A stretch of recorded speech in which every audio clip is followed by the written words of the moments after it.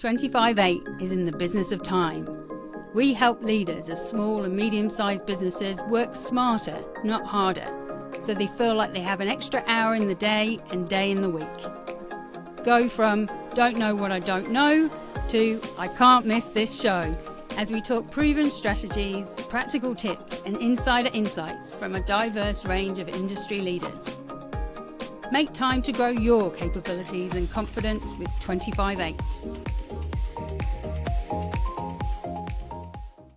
Being human-centred in your business isn't soft or nice to have. It's a strategic choice about how you create value. And the research is very clear. When you put humans at the centre, performance follows. Welcome to this episode of Make Time, where I'll talk about what a human-centred business is and why being one gives you a competitive advantage into the future. I'm your host, Sam, and I'm passionate about helping you and your business thrive by working smarter, not harder. And thank you for joining me on this episode. So what is a human-centered business? At its core, a human-centered business is one that designs its strategy, structures, and day-to-day decisions around the humans it impacts. That could be the employees and contractors, customers or end users, suppliers, partners, the local community, the environment. Instead of treating people as resources to be optimized or segments to be sold to, human-centered business asks, what outcomes are we creating for the humans involved? And how can we create value in a way that is sustainable for them and for us? That sounds philosophical, but it's deeply practical. It shows up in how you design jobs, set targets, build products, handle complaints, lead teams, and measure success. Where a traditional profit-first model asks, how do we maximize this quarter's numbers? A human-centered business asks, how do we create value for people in a way that also delivers strong long-term financial performance? The key point here is human-centered and high-performing are not opposites. In many cases, they're the same thing. While terminology varies across research bodies and consulting frameworks, 5 core principles consistently appear. The first one is empathy and inclusion. Human-centered businesses deliberately seek to understand the lived experience of employees, customers, and other stakeholders, not just in surveys, but in day-to-day decisions. Empathy is not about being nice. It is the ability to understand that experience of others so that decisions are grounded in reality, not assumption. Leaders practice empathetic leadership, which has been linked with higher job satisfaction, lower turnover, and stronger team cohesion, all of which show up in performance metrics. Inclusive cultures where people feel they can contribute regardless of background are associated with higher innovation and better decision-making. Global research shows that teams with diverse thinking and inclusive cultures avoid costly errors and generate more creative solutions. Number 2 is psychological safety and trust. Human-centered organizations create environments where people can speak up, take smart risks, admit mistakes, and challenge ideas without fear of humiliation or punishment. Google did a multi-year Project Aristotle study on 180 teams, and they found the single strongest predictor of team effectiveness was psychological safety, not individual brilliance, seniority, or co-location. It was this shared sense of and belief that it's safe to speak up. Your psychological safety drives learning. What did we learn from that failed bid? Mistakes become learning opportunities rather than threats, and teams learn faster, improving adaptability. It fuels innovation because people can propose unconventional ideas. What's a better way to solve this customer problem? And it reduces hidden risk. People raise issues earlier because they're not afraid to. In human-centered businesses, this isn't accidental. It's designed. through leadership behaviors or procedures, policies, the way of doing things, rituals, and cultural norms. The third is purpose and meaning. Human-centered businesses are anchored in a clear purpose that goes beyond let's make money. Purpose guides behavior. It informs trade-offs and anchors decision-making in complex or uncertain conditions, which can be every day. Multiple studies show that purpose-driven companies outperform their peers on customer value, productivity, and innovation and growth. One leadership study found that companies described as purposeful financially outperformed the market by over 40% over a multi-year period. And research by Raj Sisodia and colleagues on firms of endearment, which are companies that explicitly prioritise stakeholders and purpose, found that they significantly outperformed the S&P 500 over a 15-year period. Purpose gives people a reason to care, to stretch, and to stay. The fourth is stakeholder value, not just shareholder value. Human-centered businesses are deeply aligned with stakeholder theory, the idea that companies create value not only for shareholders, but for employees, for customers, for suppliers, and local communities. A major meta-analysis of 52 studies with over 33,000 observations found a positive relationship between social performance and financial performance. In practice, stakeholder value shows up in things like fair contracts, transparent communication, collaborative problem solving, and long-term relationships. And the benefits then for companies that are stakeholder oriented are greater trust, stronger brand reputation, lower employee turnover, more resilient revenue streams, and reduced regulatory and reputational risks. The fifth principle is customer experience and employee experience. Human-centered businesses design both customer experiences and employee experiences using a human-centered design mindset or principles, which might include listening or observing, co-creating, and iterating.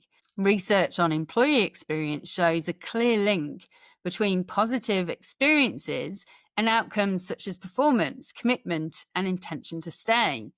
One Gartner reported study found that employees in human-centric work models were more than 3 times as likely to stay with their employer compared to those in more traditional setups. And we all know what it costs to recruit new staff.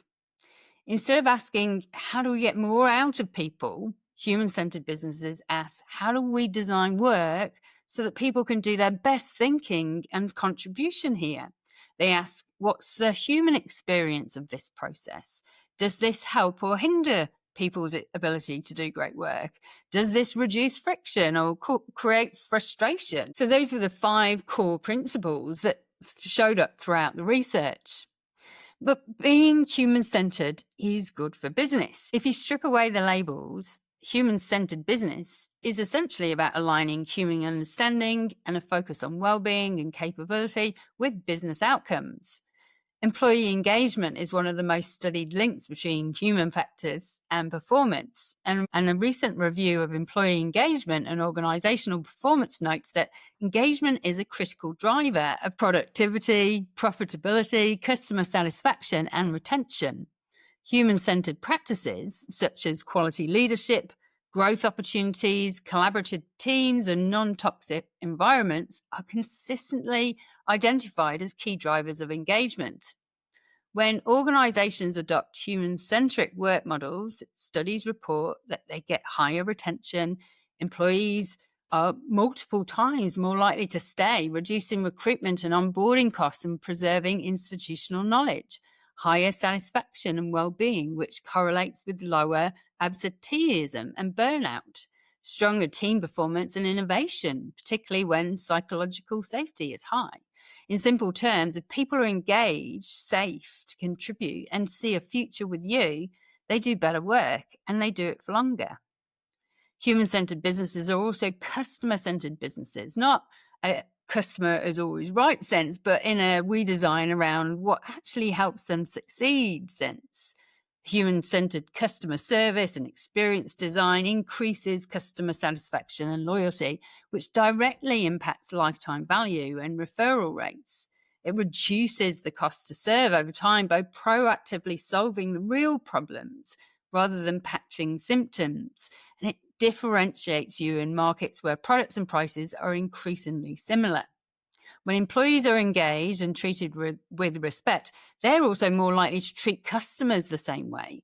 If they feel valued, have the tools they need, experience psychological safety, understand the purpose, believe in the mission, they naturally drive better service, build trust-based relationships, solve customer problems more effectively, and create positive, memorable experiences. Human-centred businesses see higher loyalty, stronger referral rates, and greater lifetime value. They're also better positioned to adapt in fast-changing environments because they have psychological safety that enables experimentation and honest feedback, inclusive decision-making, which means more perspectives are considered, blind spots are reduced, and solutions are more robust. They have that clear purpose, which helps teams evaluate new opportunities and decide what to pursue or what to drop.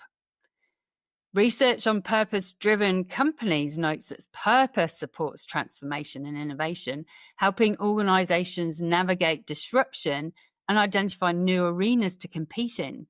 In practice, that might look like frontline staff empowered to suggest and test improvements, cross-functional project teams co-designing solutions with customers, leaders who listen, adjust, and learn, not just command and control. Innovation requires problem reframing, collaboration across disciplines, creative thinking, experimentation, and a willingness to challenge the status quo. Each one of these is a human skill, which are often nurtured in human-centered cultures. Technology alone does not produce innovation. Human-centered organizations foster conditions where those skills thrive and where risk can be explored safely and responsibly. When markets shift due to technology or regulation, economic conditions, or social expectations, these organizations adapt faster and more intelligently. But the big question many leaders ask is, does this pay off financially? And the evidence suggests yes.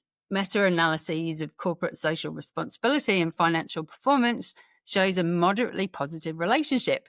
Companies that perform better on social and environmental dimensions tend, on average, to perform better financially. Studies on stakeholder-oriented governance find that boards that take explicit responsibility for CSR and stakeholder engagement are associated with better financial results. Research on purpose-driven and human-centric companies indicates that they outperform their peers on growth, transformation, customer value, and innovation, and often on long-term shareholder returns. The mechanisms are straightforward. Engaged employees equals higher productivity, better service, which equals higher revenue and lower costs. Loyal customers equals repeat business plus referrals, which gives more stable revenue streams. Reputation and trust equals easier hiring, better partnerships, stronger pricing power, and lower risk equal fewer scandals, better compliance, and earlier detection of issues. In volatile environments, these advantages compound. So how does this differ from a traditional profit-first model? Traditional profit-first models' primary question might be, how do we maximize short-term financial results? Their people lens might be that employees and customers are a means to an end. The decision style is top-down. They focus on control, efficiency, and compliance. Success metrics might be about profit, revenue, market share. The risks are burnout, high turnover, low trust, and reputational risk. Whereas a human-centered business model, their primary question might be, how do we create sustainable value for humans and strong financial outcomes? The people lens will be, we create value for our employees, customers, and communities. The decision style is collaborative. There's a focus on learning, empowerment, and accountability. And the success metrics are blended. They have financial performance and outcomes like engagement, retention, well-being, customer loyalty, and impact. The strengths there are in innovation, adaptability, resilience, and trust. Human-centred businesses are not anti-profit. They're pro-healthy profit. Profit that comes from solving real problems for people in ways that are ethical, sustainable, and generative rather than extractive. Why this matters for the future? And this is where the argument becomes even more urgent. Technology is advancing exponentially. AI is changing how we work, how decisions are made, how customers interact with brands, and how companies compete. But as automations increase, the value of uniquely human skills skyrockets. World Economic Forum forecasts that between 2025 and 2030, the highest demand skills globally will include analytical thinking, creative thinking, leadership, social influence, empathy, collaboration, systems thinking, critical thinking, and cognitive flexibility. McKinsey predicts a major increase in demand for higher cognitive skills, especially decision-making, judgment, and complex problem-solving, and a sharp decline in routine cognitive tasks.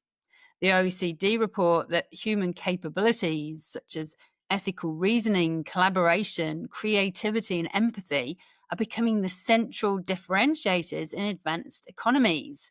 These are exactly the capabilities nurtured in human-centered businesses. And AI is only going to amplify the gap between human-centric and outdated organizations. As AI systems take on more administrative, operational, and analytical tasks, employees need to move up the value chain. Creativity and problem-solving become non-negotiable. Leadership requires more emotional intelligence. Customers' expectation for empathy and personalization increase. Trust becomes a critical asset. Ethical decision-making becomes vital. Rapid upskilling becomes the norm.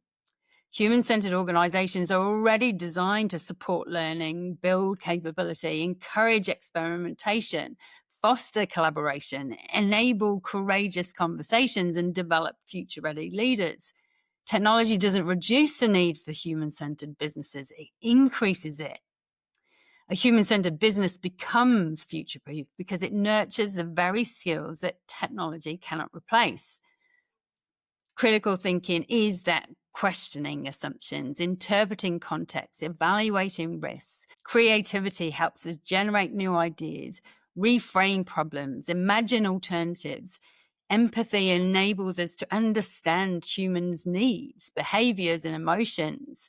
Ethical judgment is about navigating complex decisions responsibly, thinking those through. Collaboration is solving problems across disciplines and cultures. Communication is about influencing, teaching, coaching, aligning. Adaptability is about learning new ways of doing things, including new technology. And purpose-driven leadership that provides direction in uncertainty. You can't code these skills into a machine. They've got to be nurtured in humans through culture, environment, leadership systems, and education. And human-centered businesses are specifically designed for exactly that. So how do you build a more human-centered business? You don't have to rebuild your whole organization from scratch. You can start small and build momentum. Start by ensuring that you've clarified your purpose and your stakeholder promises. Articulate your why, your purpose story. Why does your organization exist beyond making money? Map your key stakeholders. We call it ecosystem mapping. Who are your employees, your customers, suppliers, community, the environment? Who are the owners, the shareholders? For each stakeholder, define what value do we promise? What harm do we commit to avoid? This becomes a compass for you to make decisions and trade-offs. Listen deeply and act on what you hear. Listen to your customers and respond. Use surveys, listening sessions, and one-to-ones to understand employees and customer experience. Know that, though, surveys don't always uncover real need or real problems. And so you need to understand the use of data and the behaviors and get that real depth of human understanding. Share what you heard and what you're going to try as a result. Get feedback. Involve people in co-designing solutions. Don't just consult and then disappear.